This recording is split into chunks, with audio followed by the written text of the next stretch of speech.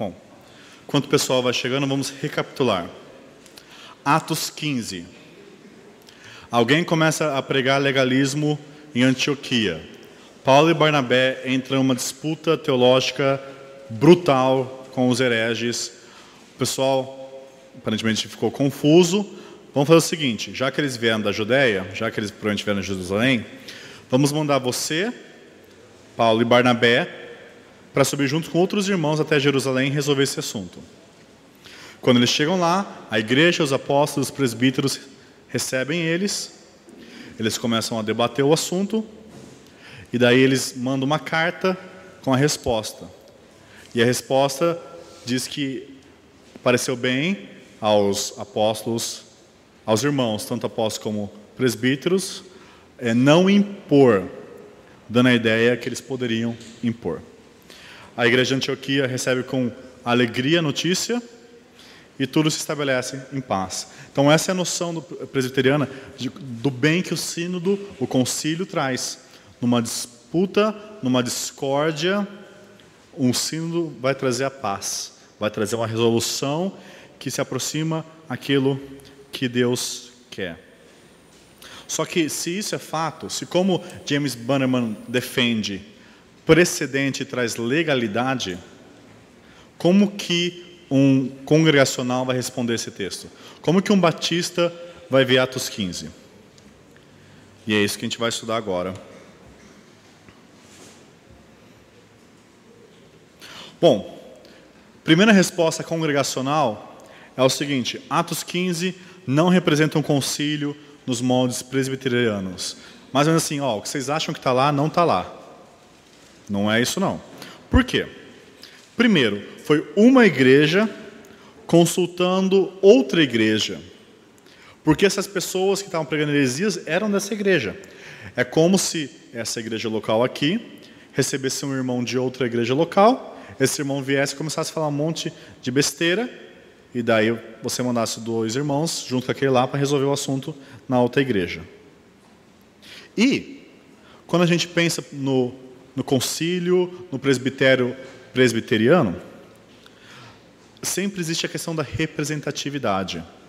Você vai ter representantes de cada sínodo, que tem representantes de cada presbitério, que tem representantes de cada conselho. Ou seja, a ideia é manter o sínodo, o concílio, o presbitério, de forma representativa, de forma que todo mundo está bem representado e igualmente representado. Só que não é o que a gente vê aqui. A gente tem 2, Paulo e Barnabé principalmente, talvez mais alguns, contra todos os apóstolos, todos os presbíteros de Jerusalém. E a ordem que é dada passa por Sicília e passa pela Síria, 2 regiões. Só que você não tem nenhum representante, pelo menos o texto bíblico não fala, de nenhum representante dessas áreas. Então como que eles puderam decidir por outras áreas que não estavam envolvidas no assunto? Essa é a primeira resposta congregacional, que afirma que não está no molde que o presbiteriano afirma que está. Veja aqui no mapa. Se você vê onde apareceu esse quadrado vermelho pontilhado, essa é a região que estava em disputa. Você tem a Sicília, ali mais em cima, você tem a Síria, a Fenícia, e daí lá você tem a Judéia e também Samaria, em cima da Judéia. Ou seja, cadê Galácia? Cadê as igrejas da Galácia? Cadê as igrejas da própria Síria? Cadê outras igrejas sendo representadas nesse concílio? Não tem. Quem está sendo representado é simplesmente Paulo, Barnabé e talvez outras pessoas de Antioquia. Qual que é a próxima resposta congregacional? Atos 15 é um evento singular e essa é uma das respostas principais. O evangelho estava em jogo. Não era qualquer assunto, não era qualquer decisão pontual, não era disputas pequenas, era o evangelho que estava em jogo, a própria mensagem que dá base à igreja que estava em jogo. Isso aconteceu antes do fechamento do cânon, onde você tinha a mensagem apostólica sendo importantíssima no momento. Afinal, Jesus disse que os apóstolos iam relembrar de tudo o que ele diz, os apóstolos iam ser o fundamento da igreja, os apóstolos, através de crer na mensagem apostólica, a igreja seria estabelecida. Outra, em nenhum lugar do Novo Testamento é ordenado que a prática continue. Como eu disse, o argumento é o seguinte: quando a gente pensa em presbítero e diácono, nós sabemos que tem profetas, nós sabemos que tem apóstolos. Por que nós cremos, um dos motivos, que não existem mais apóstolos e profetas e evangelistas? Porque Paulo em nenhum momento instrui a igreja, ou Timóteo, ou Tito, a ordenar apóstolos, profetas e evangelistas. Nem Tito, nem a igreja. Nós temos que ordenar o quê? Diáconos e presbíteros. E a resposta é que não aconteceria esse sínodo ou concílio de Jerusalém sem a presença dos apóstolos. A presença dos apóstolos é o fator chave lá, porque é sobre a mensagem apostólica que a igreja está embasada. Outro argumento. Atos 15 é um evento inspirado. O que isso significa? Bom, alguém em qualquer conselho, até pastoral, ou tem a coragem de dizer, pareceu bem ao Espírito Santo? Será que alguém, de forma não inspirada, tem coragem de dizer que pareceu bem ao Espírito Santo decretar algo? Então o Batista vai ver e vai dizer que esse é um evento inspirado. Outra resposta é que a presença do colégio apostólico, que possui autoridade sobre as igrejas, marca a resolução como inspirada. Uma pergunta: Atos 15 possui resolução normativa? Uma outra abordagem é dizer que Atos 15, a resolução de Atos 15, ela não era normativa, mas sugestiva. A sugestão de Tiago, que pareceu bem, eles iam fazer o bem, não era uma regra, uma norma. Como que a gente pode pensar? Vamos pensar da seguinte forma: se é um texto normativo para as igrejas, você pode comer carne de animal sufocado? Sim ou não? Se é um mandamento, você pode ou não? Então essa é uma pergunta que a gente come carne, né? A gente começa a pensar, será que pode, será que isso não pode? A gente lembra que Paulo fala sobre carne em outros textos, ele fala que não tem problema. Será que foi normativa a decisão do Concílio de Jerusalém? E, muitas vezes, o presbiteriano vai ignorar a participação da igreja em Atos 15, que existe uma participação gigante. Em Antioquia, a igreja separa Paulo e Barnabé. Em Antioquia, eles recebem com alegria e, portanto, concordam com a resolução de Jerusalém. Em Jerusalém, eles recebem Paulo e Barnabé. Eles aprovam a resolução dos apóstolos e presbíteros e elegem representantes. Ou seja, a igreja está participando em todo momento nesse acontecimento. Não é só Paulo e Barnabé decidiram com os presbíteros, foi lá, falou com outros presbíteros, trouxe a resolução, impôs à igreja e a igreja aceitou. E mesmo que for, alguns batistas vão olhar para esse texto e, em vez de ver um concílio normativo, eles vão ver um concílio que pode existir sugestivo. Daí é onde que vem a ideia de convenções batistas. Convenções batistas podem sugerir coisas às igrejas, ou, por exemplo, podem elaborar confissões de fé, e as igrejas têm independência de adotar ou não. Olha o que Phil Newton diz. Batista. Depois que os apóstolos e presbíteros estabeleceram a posição da igreja em referência ao problema suscitado pelos judaizantes, o envolvimento da congregação se deu na aprovação da recomendação de enviar mensageiros às igrejas da Ásia Menor como porta-vozes da igreja de Jerusalém.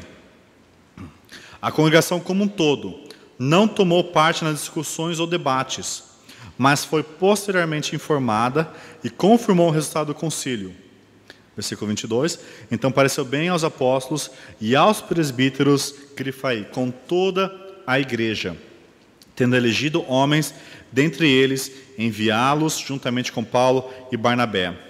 Então pareceu bem, era um termo político do mundo grego, que significava votar ou aprovar uma resolução em assembleia. E que um batista vai falar?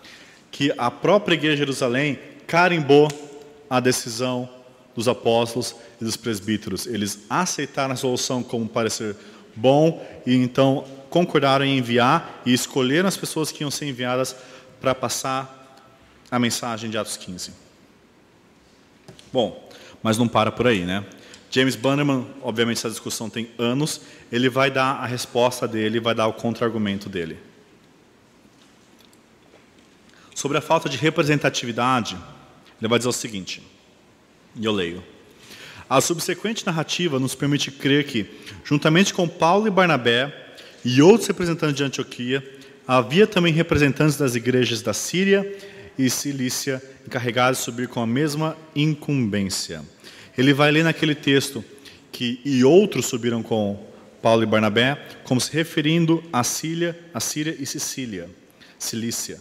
Lembra que essas regiões também receberam a carta, também positiva na visão de Bannerman, por isso tem que ter representantes. Mas ele vai falar, contudo, mesmo sem a presença dos grupos que acabamos de mencionar, qualquer assembleia ou sínodo eclesiástico em que o grupo todo dos 12 estivesse presente, poderia corretamente ser considerado, em virtude da sua comissão e autoridades extraordinárias e de amplitude mundial, como representantes da Igreja Universal. Não, tudo bem que não tem representantes de todas as igrejas envolvidas, mas Paulo estava lá, os 12 estavam lá, e eles são os representantes oficiais da igreja. Daí eu falo, eu concordo, é por isso que não se repete. Mas sigamos. O que ele fala sobre ser um evento singular? Ele vai falar que há outras ações presbiterais que a gente vê no Novo Testamento. Atos 6, ele fala que todo o colégio de apóstolos, como um conselho, tomou providências para ordenar os diáconos. E aqui, para você entender esse versículo, você precisa lembrar da definição dele de igreja, que inclui uma igreja com várias congregações. Sem essa definição, todos esses versículos que ele cita se desmancham, porque tudo se refere a uma igreja. Para um batista, é uma igreja só. Para o presbiteriano, é uma igreja com várias igrejas ou congregações debaixo. Por isso, o que é um presbitério? É a reunião de vários conselhos de uma igreja, um presbitério local. Ou seja, quando ele vê os apóstolos se juntando, eles entendem que o apóstolo não estava numa igreja só, mas cada apóstolo cuidava de uma igreja, e eles se reúnem então para tomar providências para ordenar os diáconos. Em Atos 13, eles vai ver que os ministros ou presbíteros de Antioquia se reuniram para ordenar Paulo e Barnabé. Novamente a ideia, a Antioquia devia ser tão grande que devia ter várias congregações locais debaixo de uma igreja só. Em Atos 21, como Jerusalém era grande, quando Paulo chega, se junta o tribunal eclesiástico de Jerusalém, que instrui Paulo a sujeitar-se a certas purificações judaicas. São esses outros textos, na minha opinião, menos convincentes que ele usa para argumentar. Sobre o evento ser inspirado, ele diz o seguinte: a linguagem dessa carta é a linguagem apropriada ao caso de homens que não estavam decretando nada por sua própria autoridade, mas estavam declarando de forma ministerial e interpretando a mente do Espírito Santo conforme expressa nas Escrituras. Ao divulgarem sua própria decisão, eles estavam fazendo apenas com que o Espírito Santo falasse a respeito desse ponto e decidindo a controvérsia. Lembra do trecho? No trecho, pareceu bem ao Espírito Santo? Um batista vai ver nisso algo inspirado. O Espírito Santo carimbou a decisão como inspirada. Ele vai falar que não, que os apóstolos não estavam agindo com autoridade apostólica e que eles estavam interpretando a mente do Espírito. Então, é como se eles falassem, nós queremos que a Bíblia fala isso. É uma afirmação ousada, porque está falando que a palavra de Deus diz algo. Da mesma forma, eles estão dizendo, nós queremos que o Espírito Santo instrui isso, pareceu bem ao Espírito Santo. Ele vai falar também que não podia ter sido um apelo da igreja de Antioquia à autoridade inspirada dos apóstolos em Jerusalém, pelo fato de que se faz referência nessa questão, não apenas aos apóstolos, mas aos apóstolos e anciãos. Enquanto o Batista vai falar, olha, a presença dos apóstolos é autoritativa. O presbítero vai falar, mas eles não estavam funcionando como apóstolo. Eles estavam funcionando como presbíteros, porque você vê que tem outros anciãos ou presbíteros aí em jogo. E porque tem debate também. Vou ler. Se os apóstolos agiram por inspiração como apóstolos, não se pode explicar por que a decisão do próprio Paulo, que não era em nada inferior a eles, não foi aceita em Antioquia como conclusiva a essa controvérsia. Se o apóstolo é inspirado, como ele é, e ele estivesse agindo como apóstolo, bastava o Paulo falar, eu como apóstolo, falo que isso está errado, eu, como apóstolo, falo que isso está certo. Só que Paulo não fez isso. Então eles entendem que Paulo estava agindo como um presbítero comum. E qual que é a base deles para agir como apóstolo? Age como presbítero, quando Pedro e João se falam como presbíteros também. O que é verdade. Outro contra-argumento. Prova-se que os apóstolos nesse assunto não agiram como homens inspirados, mas apenas como homens dotados das funções e poderes de anciãos na igreja, como eu disse, pelo fato de unirem-se aos anciãos e irmãos no sino de Jerusalém, para a troca de ideias sobre o assunto, e conforme a narração, por haver um grande debate antes da sentença final dos ministros que ali estavam reunidos. Houve um grande debate, todo mundo estava dando a sua opinião, Paulo não chegou e falou, eu sou apóstolo, todo mundo fica quieto. Então, todo mundo estava agindo como presbítero, logo não é um evento inspirado. Contra falar que é uma igreja solicitando o parecer da outra, sem a imposição de um poder superlocal, como eu disse, uma decisão sugestiva e não uma ordenança, ele vai dizer o seguinte, a decisão indica autoridade, porque diz, pareceu bem não vos impor. Ou seja, eles podiam impor. E a outra questão é que a conduta de Paulo e Silas com respeito à decisão. Ao passar pelas cidades, entregava aos irmãos para que as observassem, as decisões tomadas pelos apóstolos e presbíteros de Jerusalém. Ou seja, o concílio de Jerusalém podia impor algo, e quando Paulo passa a mensagem, ele passa para que as pessoas observem, obedeçam. Ou seja, o argumento dele é autoritativo, é normativo, não é uma sugestão. Sobre a participação da igreja na decisão, ele vai dizer o seguinte, o apelo ou a solicitação feita pela igreja em Antioquia não foi feita aos membros da igreja, mas como está claramente expresso, aos apóstolos e presbíteros em Jerusalém.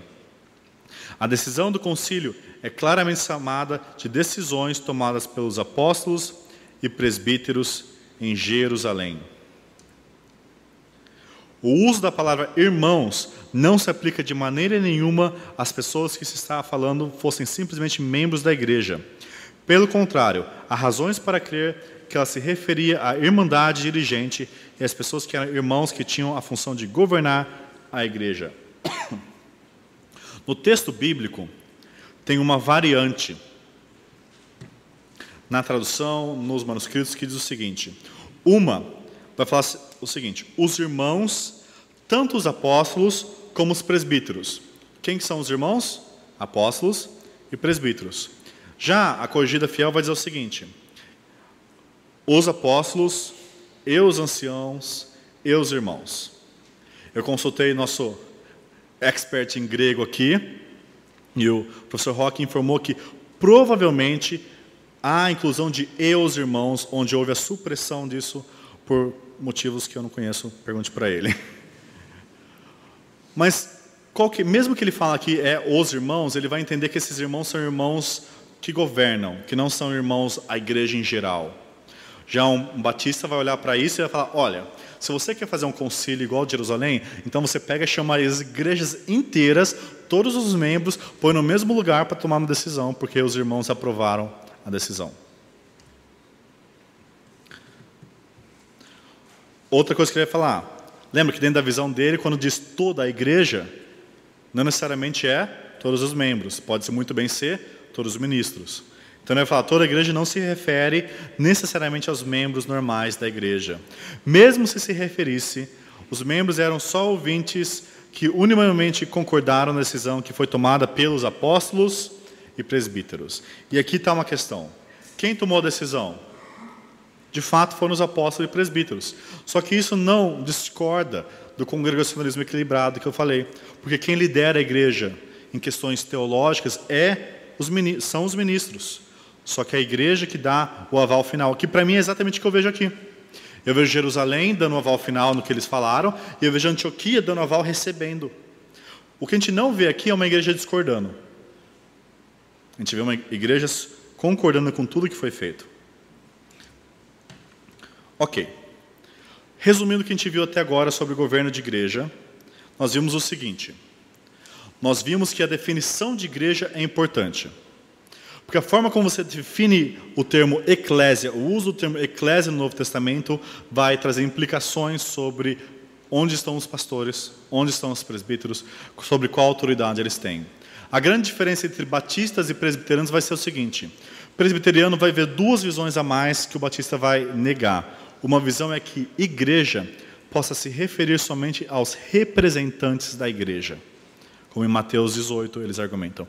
E a outra é que igreja possa se referir a uma igreja com várias igrejinhas ou congregações debaixo dele.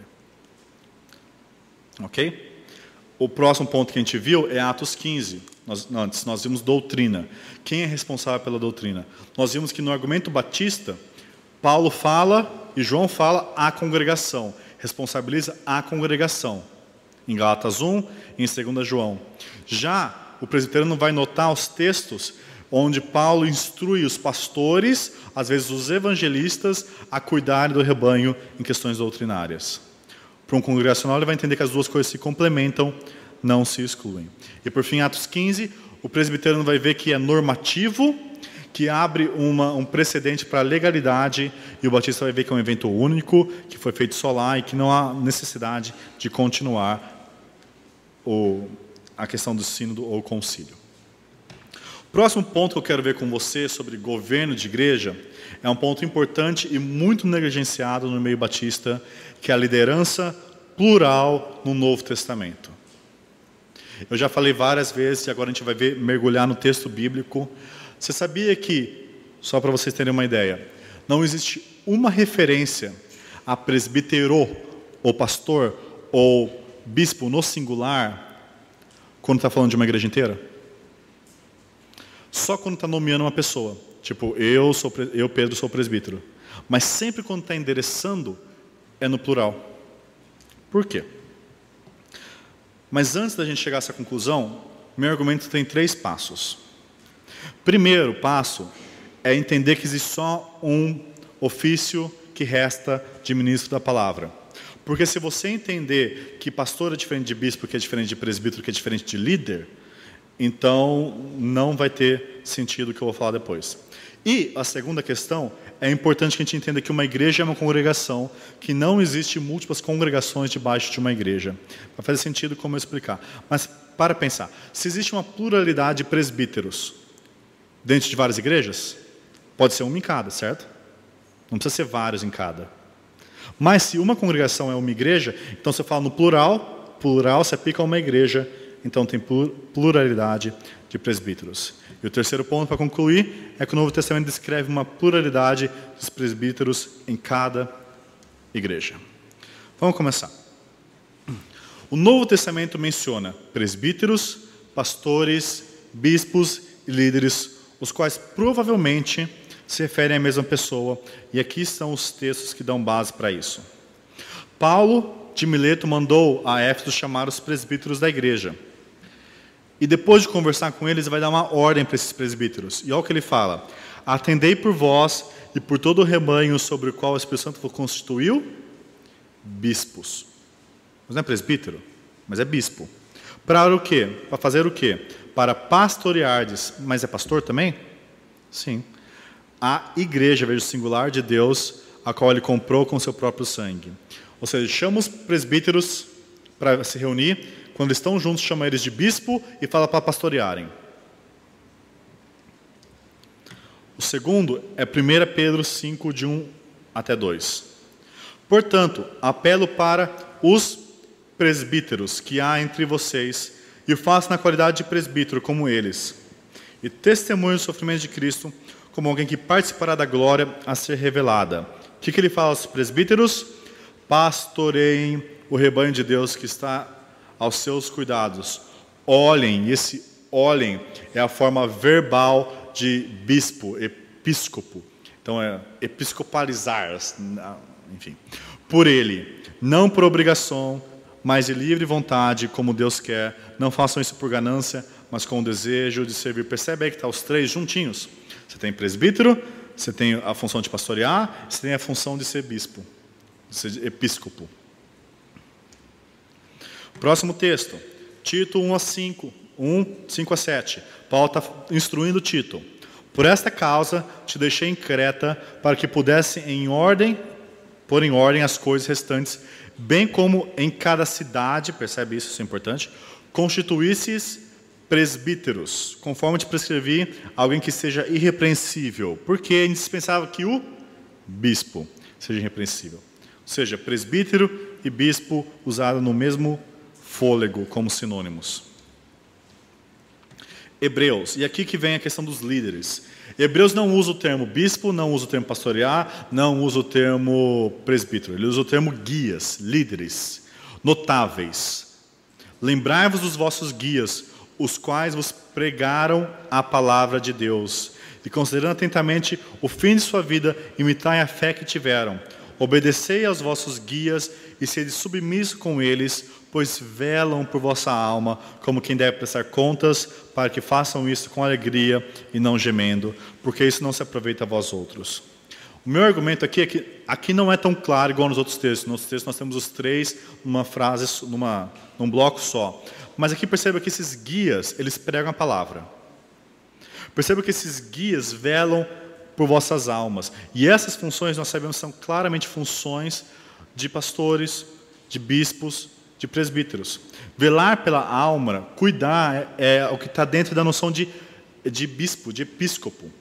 E pregar a palavra está dentro da noção de pastor, porque o pastor pastoreia pela palavra. E o segundo argumento dentro desse primeiro é que Paulo reconhece só 2 ofícios na igreja, e somente um da palavra. Quando ele está escrevendo para Filipenses, ele diz o seguinte: Paulo e Timóteo, servos de Cristo Jesus, a todos os santos em Cristo Jesus, inclusive bispos e diáconos que vivem em Filipos. Eu já usei esse argumento antes, vou repetir aqui. Quando Paulo instrui Timóteo e Tito, não tem qualificação separada para bispo, pastor e presbítero, não tem qualificação para evangelista, não tem qualificação para profeta, tem qualificações só para presbíteros e diáconos, ou bispos e diáconos. Porque esses são os 2 ofícios que continuam. Os outros 3 ofícios de evangelistas, que no meu entendimento são delegados apostólicos, profetas e apóstolos, cessaram. Profetas e apóstolos, creio eu, cessaram, porque eles são o fundamento da igreja. Você não lança o fundamento 2 vezes. E evangelistas cessaram, porque eles eram delegados apostólicos, não tendo os apóstolos, eles juntamente cessaram. Então, mas por que 3 termos? Provavelmente, primeiro, pelo uso geral de cada cultura, cada local.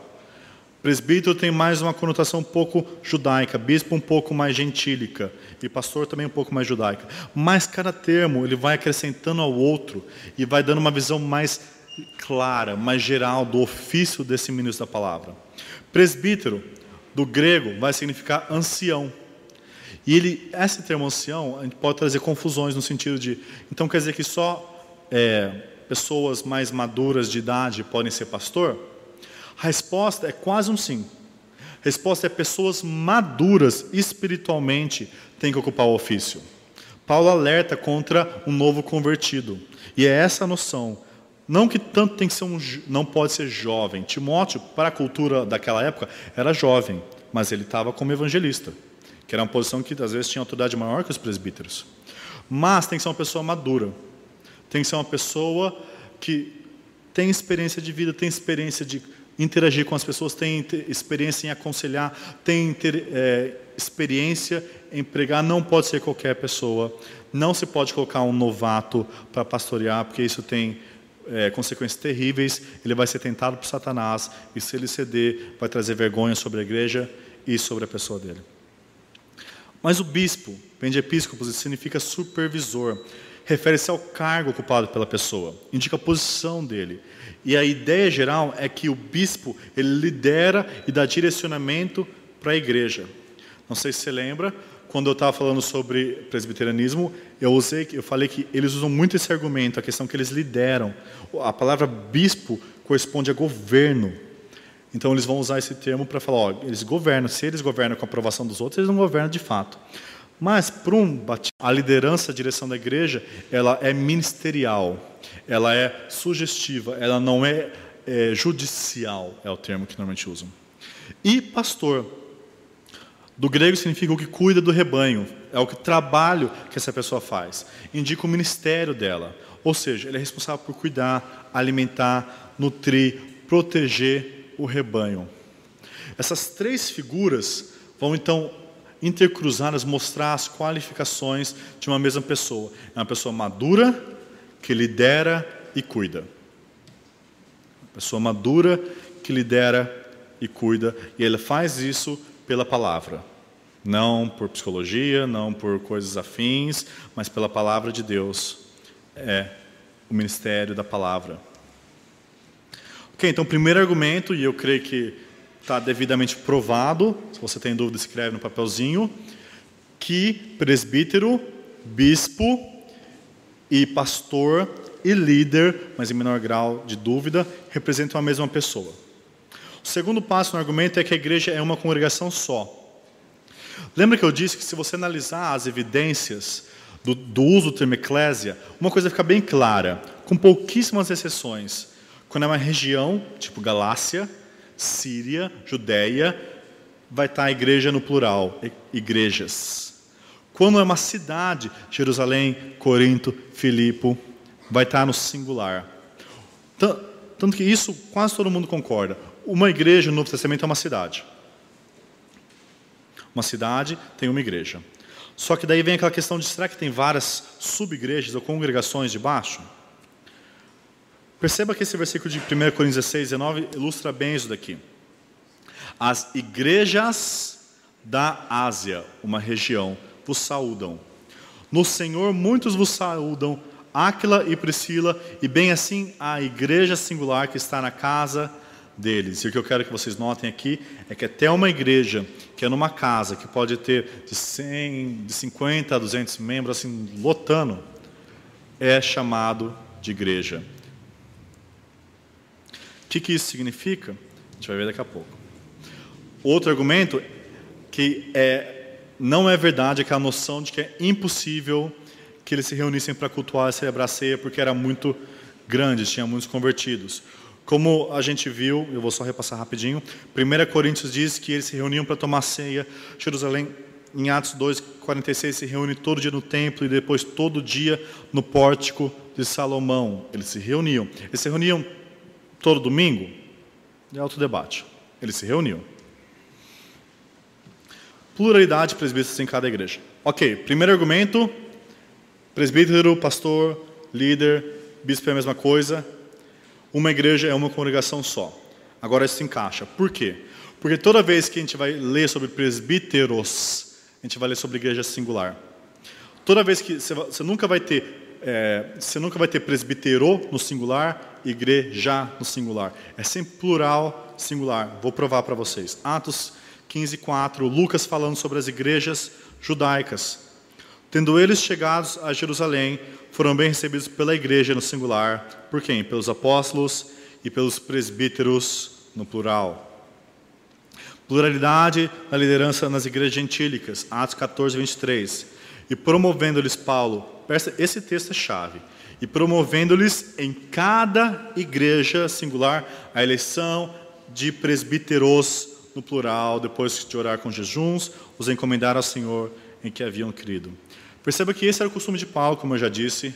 Ele instruiu Tito e Timóteo a fazer o mesmo. Em cada igreja, em cada cidade, eles se constituíam presbíteros no plural. Essa era a prática e instrução de Paulo em cada igreja. Como em Atos e Tito, ele diz, em cada cidade, singular, constitui-se presbíteros, plural, conforme Paulo prescreveu. Tito 1:5. Tiago, em uma carta geral, assume essa realidade. Lembra que Tiago foi escrito às 12 tribos da dispersão, aos judeus convertidos dispersos. Ou seja, não era só um local, ele mandou a carta para vários locais, a carta provavelmente circulava. E percebe que quando alguém está doente, o que ele fala? Chame os presbíteros da igreja. Ele simplesmente assume que vai ter mais de um presbítero. Era tão comum, tão normal, tão normativo, que se assume que essa é a realidade. A menos que um presbítero em particular seja mencionado, o termo presbítero, bem como bispo e pastor, é sempre usado no plural. Aí tem todos os exemplos para vocês verem depois com mais calma. Os slides vão estar com vocês depois. Mas essa é a questão. Esse é o argumento. Se você tem presbíteros numa igreja local singular. E sabe o que é o mais engraçado? Essa ideia de liderança plural se encaixa muito melhor no sistema batista do que no sistema presbiteriano. É muito engraçado isso. Por quê? Porque um presbiteriano crê que uma congregação, uma igreja pode ter várias congregações debaixo, lembra? Uma igreja, tipo, não é igreja mãe, é uma igreja com várias congregações com o mesmo governo. Se eu falo que tem plural, no plural pode ser um em cada. Isso se encaixa no modelo presbiteriano. Mas no modelo batista, onde uma igreja é uma congregação, a gente vê o padrão normativo de plural, significa que tem que ter uma pluralidade de presbíteros. Quais são os contra-argumentos disso? Logicamente, alguém vai contra-argumentar. O primeiro contra-argumento é o anjo da igreja em Apocalipse. Apocalipse 2:1 vai dizer, ao anjo da igreja em Éfeso escreve, blá, blá, blá, tá. Alguns entendem esse anjo como um pastor. O pastor da igreja, ele é o anjo da igreja, porque ele vela pela igreja. Só que essa é uma interpretação um pouco estranha. Raramente, assim, nunca no Novo Testamento inteiro, se usa a expressão anjo para se referir ao pastor. É muito melhor entender anjo no grego como mensageiro. De fato o termo significa mensageiro. Ou seja, é um mensageiro que ia levar essa mensagem para a igreja em Éfeso. E, mesmo que tenha um pastor ao qual está se falando, nós sabemos por Atos 20 que existia uma pluralidade de presbíteros em Éfeso. Paulo foi, lembra que eu li, de Mileto ele mandou chamar os presbíteros de Éfeso. Outro contra-argumento é de Diótrefes, que aparece na carta 3 João. Ele parece ser um pastor único, e eu vou ler o texto para vocês entenderem. Escrevi algumas coisas à igreja, mas Diótrefes, que gosta de exercer a primazia entre eles, não nos dá acolhida, e não satisfeito com essas coisas, nem ele mesmo acolhe os irmãos, como impede os que querem recebê-lo, e o expulsa da igreja. Diótrefes funcionava, então, basicamente como aquele pastor monárquico. Ele impedia, ele mandava. Era o manda-chuva. Só que perceba que existe o termo aí primazia, não exclusividade. Primazia só faz sentido quando você tem um sobre vários. E esse um manda em todo mundo. Ou seja, dá a noção que existia uma pluralidade, mas dá a noção que existia uma pluralidade errônea, onde um estava sobre os outros. Por isso que eu argumento que a pluralidade de presbíteros deve ser de paridade de autoridade. E aqui vai entrar em outra questão. Isso significa que não pode ter um pastor sênior, que todos os pastores devem ser o mesmo título? Sim e não. Existe alguma sabedoria em ter um pastor sênior que fala na igreja mais frequentemente, que lidera a igreja de forma geral, mas, pelo menos o que eu vi na Capitol Hill, da minha experiência de lá. O pastor sênior da Capitol Hill é o Mark Dever. Ele prega 60% das vezes, mais ou menos. 40% tem um outro pastor e um outro que eles estão treinando que pregam. Mas eles têm 20 pastores. Ou seja, basicamente 3 pregam com 20 outros presbíteros ou pastores. A ideia que a gente tem, que normalmente a gente é contra a pluralidade de presbíteros, às vezes tem 2 barreiras. A primeira é achar que todo pastor tem que estar no púlpito, toda vez. Pastor e pregador são diferentes. Pastor ele vela pela alma. O que Paulo fala que o presbítero tem que fazer? Ele tem que ser apto para quê? Para ensinar. Ele tem que ser apto para ensinar. E você ensina só no púlpito? Não. Você ensina em discipulados individuais, você ensina na escola dominical, você ensina em aconselhamento. Existem várias outras formas de exercer o ministério pastoral do que só no púlpito. Por exemplo, quando vai ter a reunião dos presbíteros na igreja, lá na Capitol Hill, o que acontece? Basicamente, todos falam. O Mark Dever, sabendo que ele tem uma voz mais de autoridade por influência, não por que ele tem 2 votos, ele se abstém um pouco, deixa todo mundo conversar, porque ele crê que todo o grupo de presbitério está liderando, não só ele. E ele tem um voto só, assim como todos. E sim, às vezes ele é negado o que ele sugere. Porque, principalmente se a Igreja Batista quer implementar a noção de pluralidade de pastores, de presbíteros, o pastor que já está presente, ele vai ter que ensinar tanto o presbitério como a igreja a reconhecer a autoridade de todos. Porque senão ele vai fazer, provavelmente ele vai ser igual Diótrefes, ele vai ser um sobre todos, e não é essa a ideia do Novo Testamento. Quais são as vantagens desse sistema? Prestação de contas, e esse é muito importante. Quantas vezes nós ouvimos sobre pastores solitários e autoritários que não prestam conta para ninguém e acaba usurpando a igreja no seu dinheiro, na sua honra, e às vezes mancha a igreja pelo seu comportamento. E não tem ninguém que está lá fazendo ele prestar contas, ninguém supervisionando a espiritualidade dele, ninguém supervisionando no bom sentido o casamento dele, ninguém ajudando ele. Não é só prestar conta, às vezes é não estar sozinho. O ministério pastoral, muitas vezes, é solitário, porque você não está dividindo a carga. Por que você vai colocar toda a carga sobre você? O ponto 4 fala aí, divide a carga, irmão. Existem outras pessoas chamadas para o ministério, provavelmente na sua igreja. E essa pessoa não necessariamente tem que ter seminário. Manda ela para a escola Charles Spurgeon, para estudar. Mas a questão é que não existia seminário no Novo Testamento. Como eu disse, é maturidade espiritual. A pessoa pode ter maturidade espiritual sem nunca ter ido para o seminário. E a pessoa que foi para esse seminário talvez não tenha maturidade espiritual nenhuma. E existe muita sabedoria nesse sistema, nessa pluralidade para isso. Por quê? Porque na decisão de no meio do conselho, no meio das advertências, há sabedoria. Outro ponto, suplementa dons. Nem todo pastor tem todos os pontos fortes. É muito raro você achar um pastor que é bom para pregar, aconselhar, administrar, visitar. O ministério pastoral é amplo. E por isso, vários pastores vão ajudar a suplementar o forte de cada um.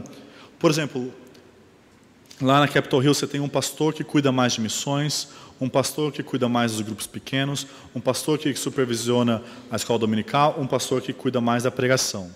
Significa que cada um fica no seu espaço, cada um fica no seu grupo? Não. Na verdade, eles conversam sobre tudo, só que cada um tem seu enfoque. E que é isso que parece ser Timóteo, quando Timóteo diz aos os presbíteros que governam bem,